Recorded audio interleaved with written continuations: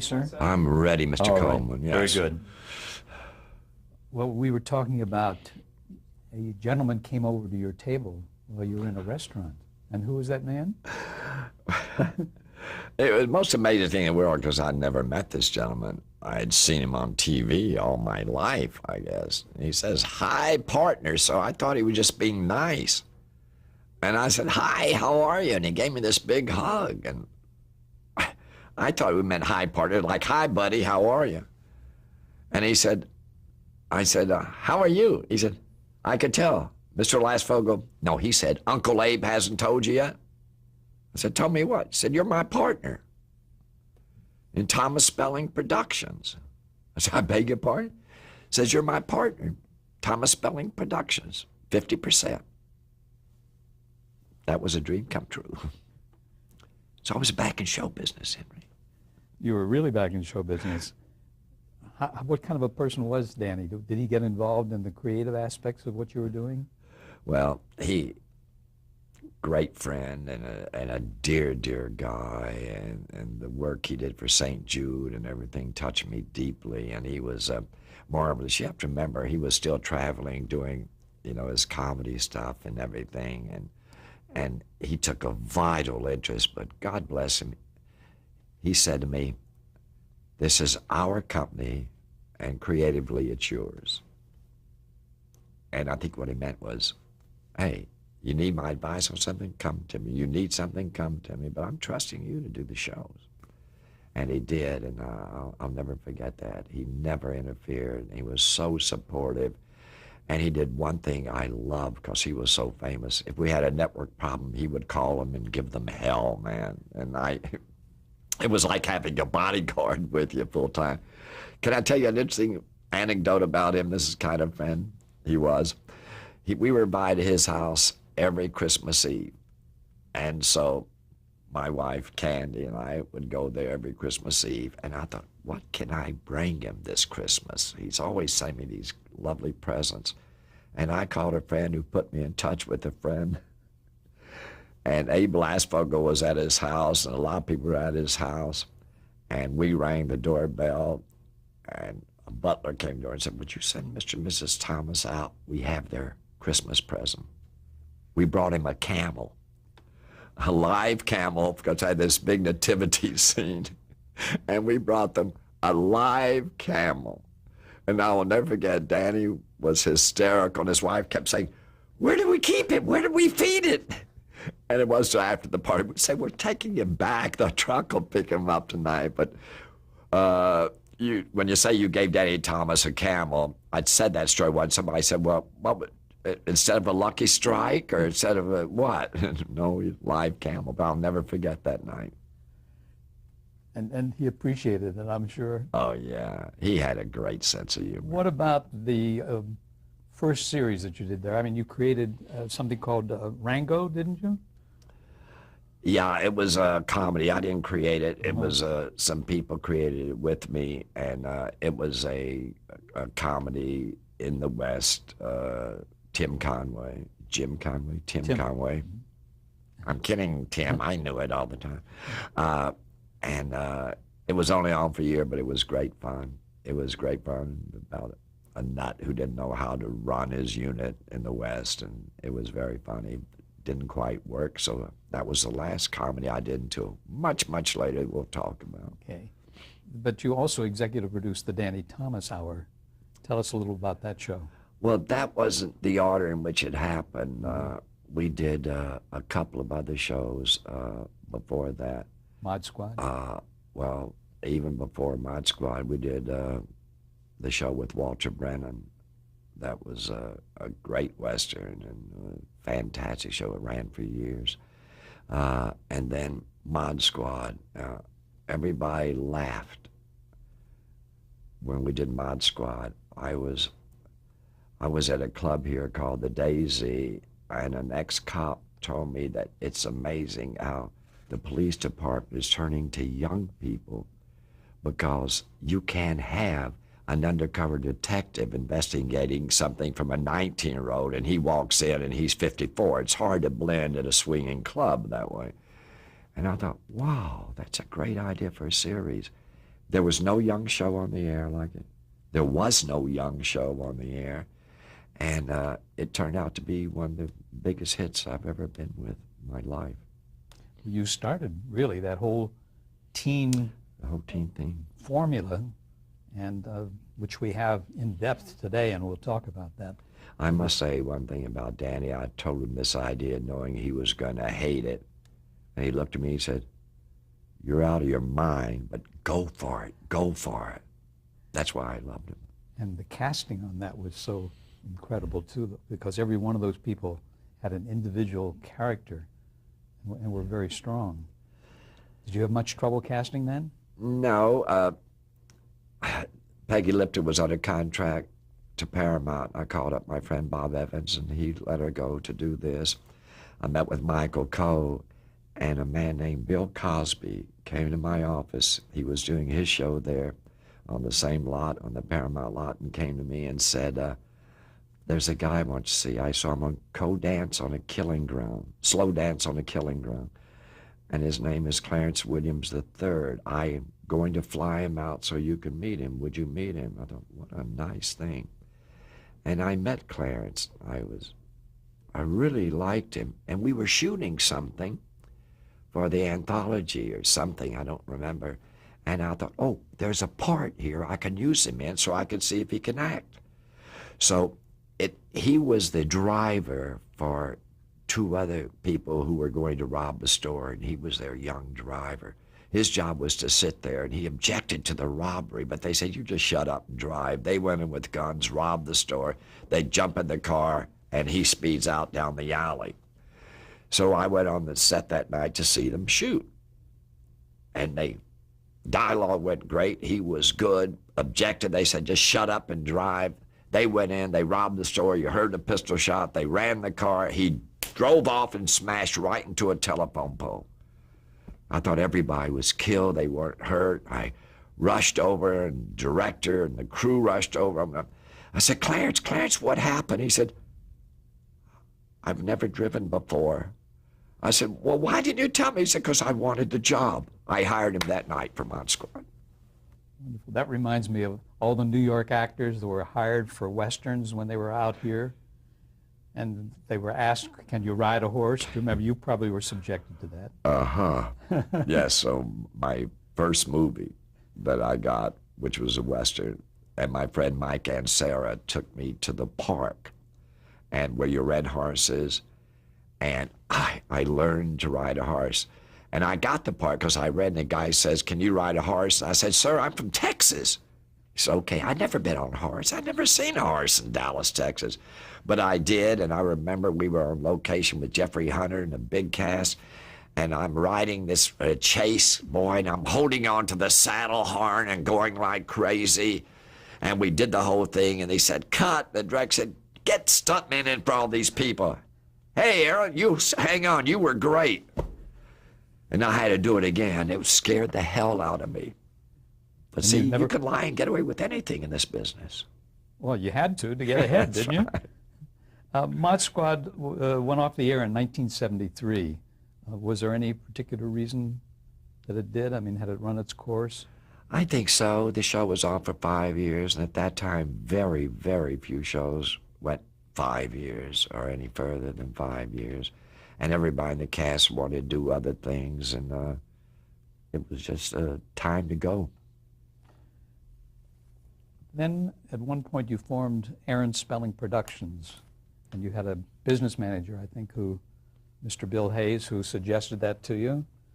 Tell us how that came about. Well, to tell you the truth, it was my wife, Candy. She said, "You had Dick Powell, who made your career, started your career.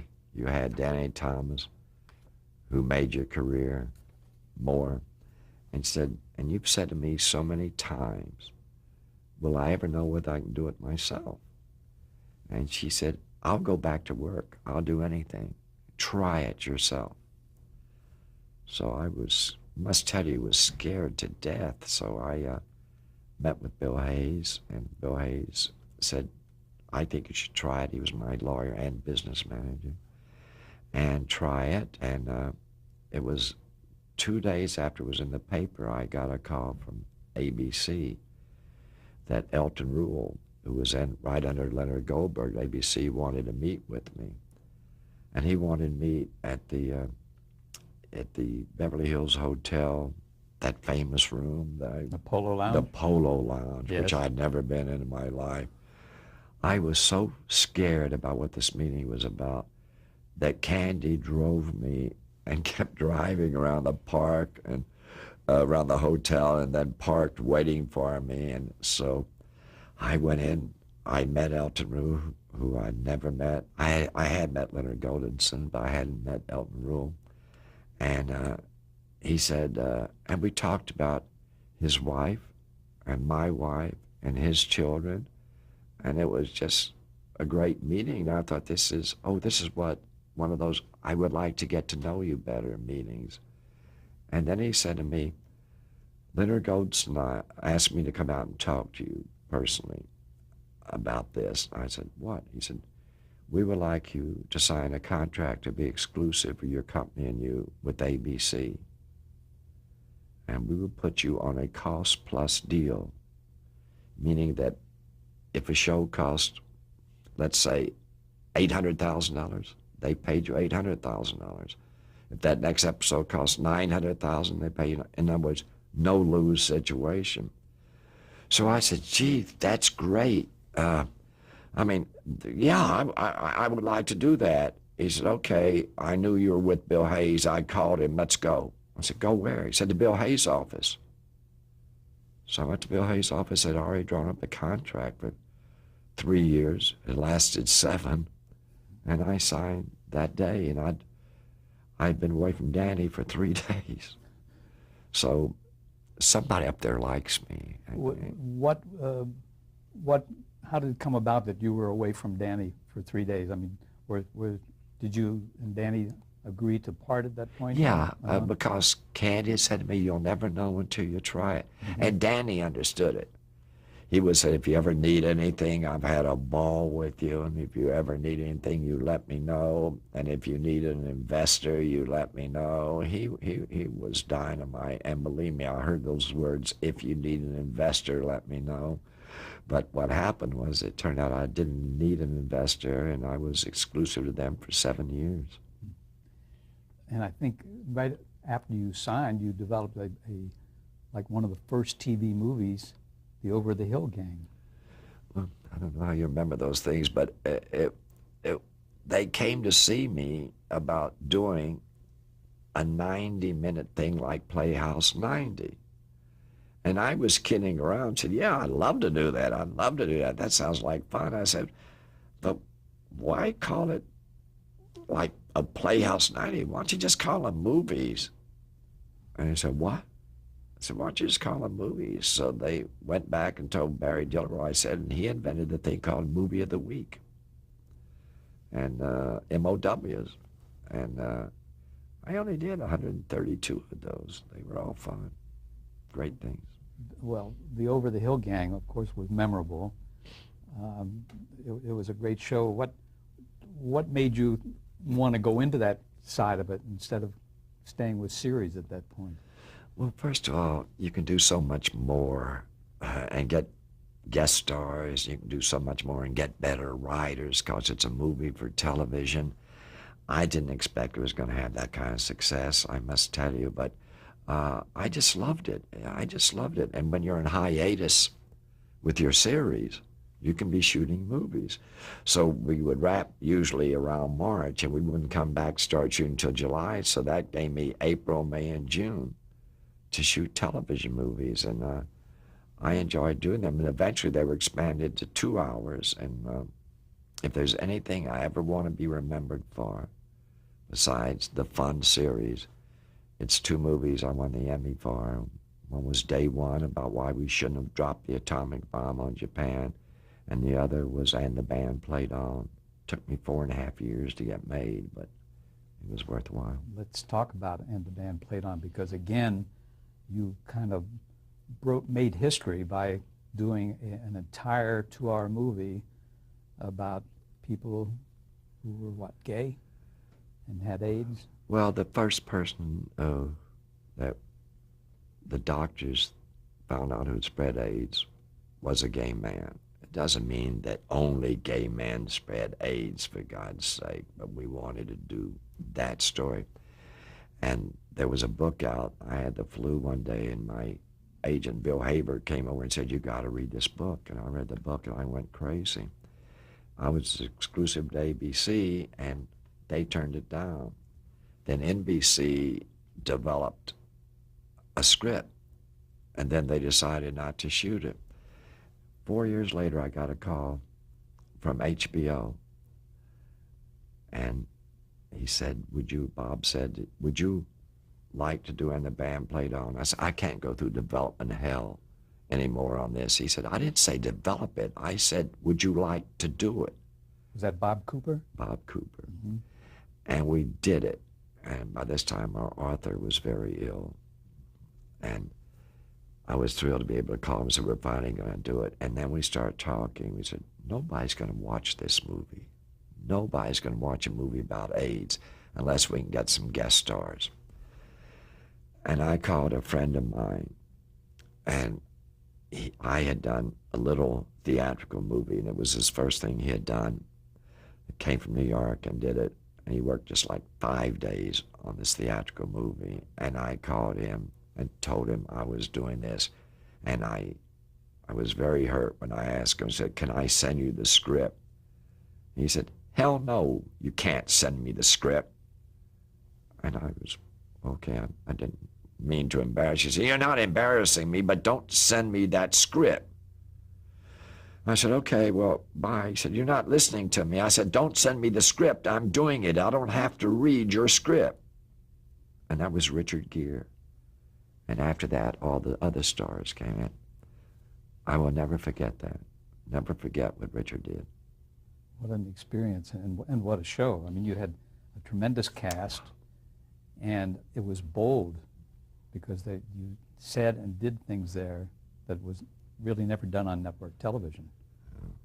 It was one of the biggest thrills of my life. I didn't go to the Emmy Awards for day one because I knew we weren't going to win, but we won. So my friend Duke Vincent brought me back the Emmy.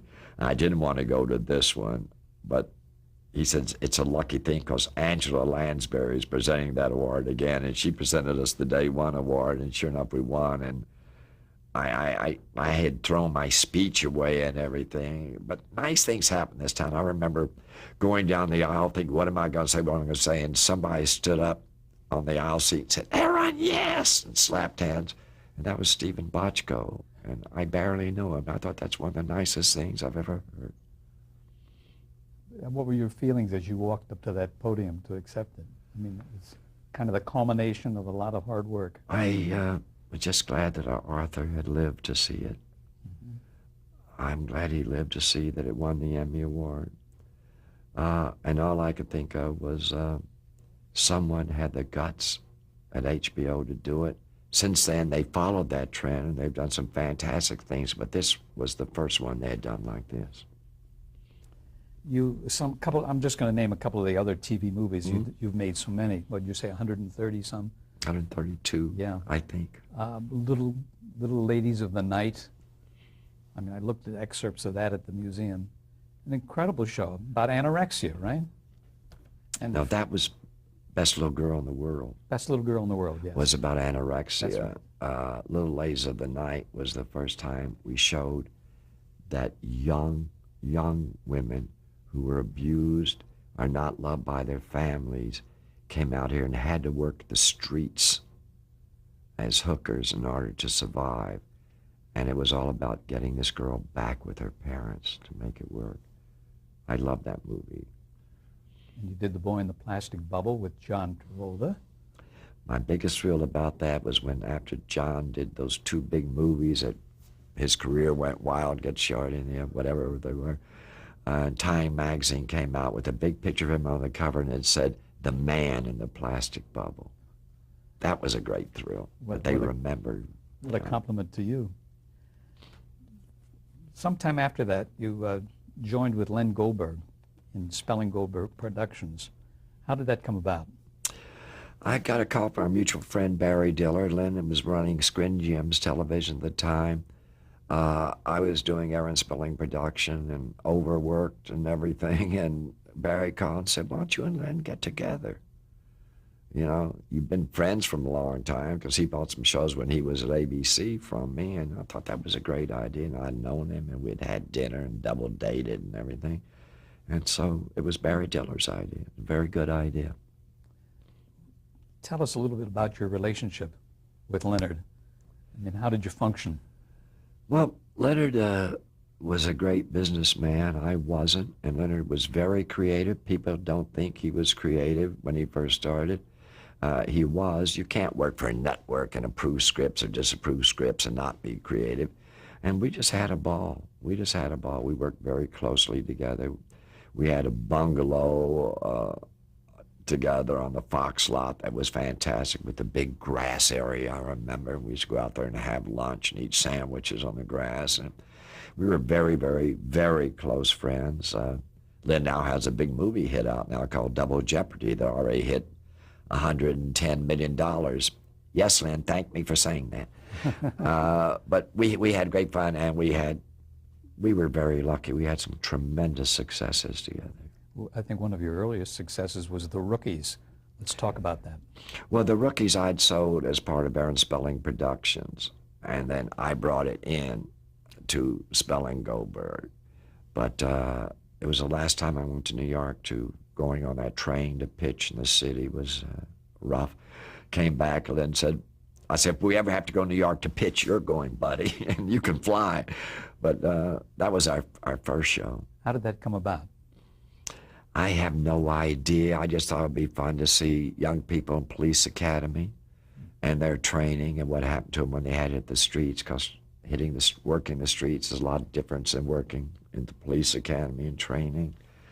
But we had a lot of fun doing that and discovered some good people, George Sanford Brown, Kate Jackson. We put her in another series, a name I forget, about 3 beautiful young ladies. And we're going to get to that. What were your day-to-day duties on that show, Aaron? Did you stay close to it? I mean, were you very involved? You know, you've known me for a long time. I don't know what else to do. I know. You know, yeah, you stay close to it, because you know something?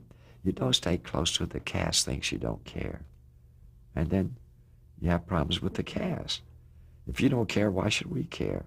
The writers, if you don't care, why should we care?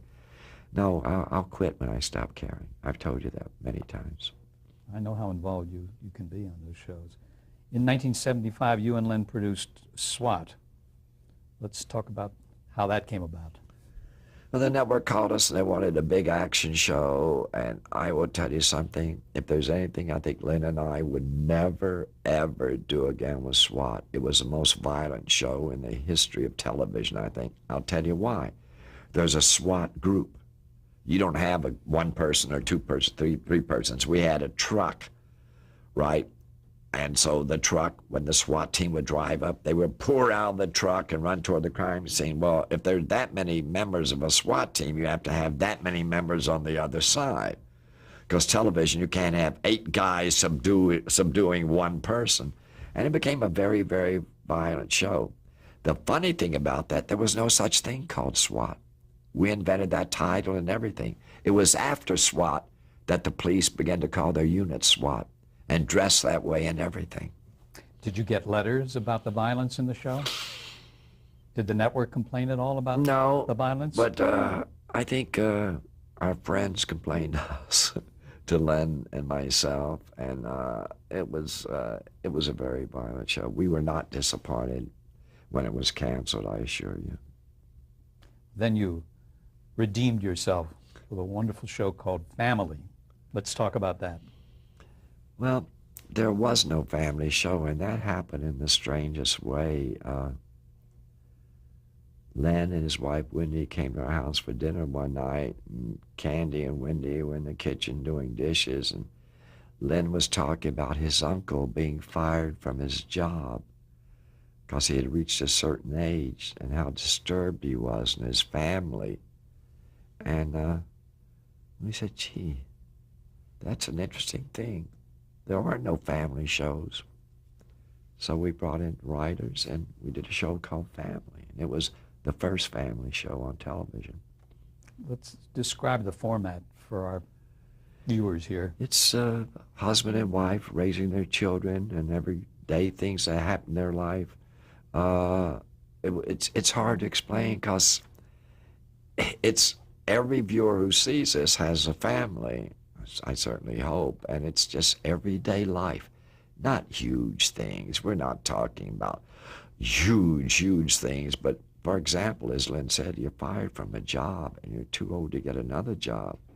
Then what do you do? Do you put your wife to work? Do you put your children to work? What? It had that. It had that. And you had a great cast. Let's talk about some of those people in that cast. I'm glad you remember them all. Well, there was James Broderick. Yes, it was. And Christy McNichol. Yes, it was. And Seda Thompson. Seda Thompson. Yeah. And the show got wonderful reviews and had wonderful ratings, didn't it? Yeah, it did. It was, we never thought the network would continue with that show because we didn't know whether it would syndicate for them or what. But we were very lucky. But a couple of things happened with that show that are amazing. Mike Nichols was under contract to ABC. And so when Len and I submitted this to ABC, they passed on the show. We had had the script and everything and paid for the script. Gave it to ABC, they passed. The writer of the show, who lived in the East, lived 2 blocks from Mike Nichols, and they were very close friends.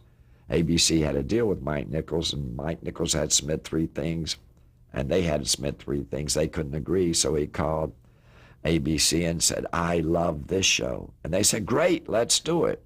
And then we read about it in the paper and said, oh, you guys are forgetting something, see? It's our show. And what did Mike do on the show? Well, first of all, Michael Eisner called Mike Nichols and said, oh my God, if you love this, and this was submitted by Spelling Goldberg, and it's really their show. And he said, great, I'll just work on the pilot with them. I'm not going to stay there and produce the whole show. So we're lucky enough to have Mike Nichols work with us on the pilot. Do you think that helped sell it? Well, I certainly did ABC since they had a deal with him, yeah. Yeah. Well, the show ran quite a long time. Why did it go off the air?